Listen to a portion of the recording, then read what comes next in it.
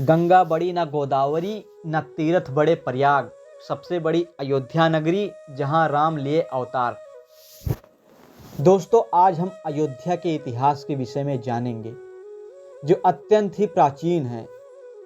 तो आइए हम आपको बिना देर किए हुए ले चलते हैं त्रेता युग से भी पहले के युग सतयुग में, जब धरती पर कुछ भी नहीं था, चारों तरफ केवल जंगल ही जंगल था। इसी सतयुग में हुए मनु महाराज, जिन्होंने ब्रह्मा जी से अयोध्या को मांगकर धरती पर लाए।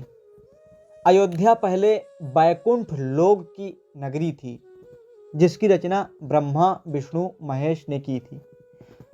मनु महाराज अयोध्या के सबसे पहले राजा हुए और धरती के सबसे पहले मनुष्य भी वही थे, जिनको ब्रह्मा जी ने धरती पर मानव जीवन शुरू करने के लिए सबसे पहले भेजा था। और धरती की सबसे पहली नगरी का निर्माण भी अयोध्या के रूप में हुआ था।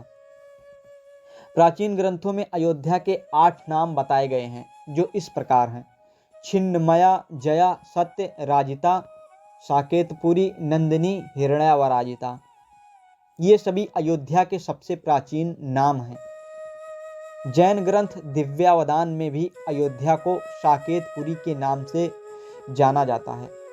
अयोध्या नाम का अर्थ है जिसको कोई जीत न सके, और जहाँ किसी का वध न हो उसे अवध कहते हैं। ऋग्वेद में भी अयोध्या का वर्णन है, जिसके एक श्लोक में लिखा है: अष्टचक्र 9 द्वारा देवानाम पुर अयोध्या। राजा मनु के बाद इक्ष्वाकु महाराज अयोध्या के राजा हुए, इसलिए भगवान राम को इक्ष्वाकु वंशी कहा जाता है। इसके बाद सत्यवादी राजा हरिश्चंद्र, सगर तथा गंगा को धरती पर लाने वाले भगीरथ अयोध्या के राजा हुए। इसी अयोध्या में महाराज रघु राजा हुए, जो अत्यंत वीर थे, इसलिए भगवान राम को रघुवंशी एवं उनके कुल को रघुकुल कहा जाता है।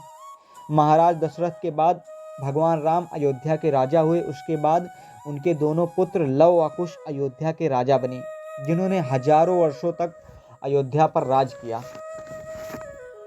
लव और कुश के बाद भी अयोध्या में कई राजा हुए। दोस्तों, अयोध्या का इतिहास और लंबा है, जिसको एक वीडियो में बता पाना संभव नहीं है, इसलिए आपको और आगे की जानकारी अयोध्या का इतिहास पार्ट 2 में दी जाएगी। दोस्तों, अयोध्या के इतिहास को जानना भी प्रभु राम से ही जुड़ना है। भगवान राम अयोध्या के विषय में कहते हैं, जिसको तुलसीदास जी ने लिखा है: यद्यपि सबने वैकुंठ की बड़ाई की है, यह वेद पुराणों में भी प्रसिद्ध है और संसार भी जानता है, लेकिन अवधपुरी के समान मुझे वह भी प्रिय नहीं है। यह बात कोई कोई ही जानते हैं।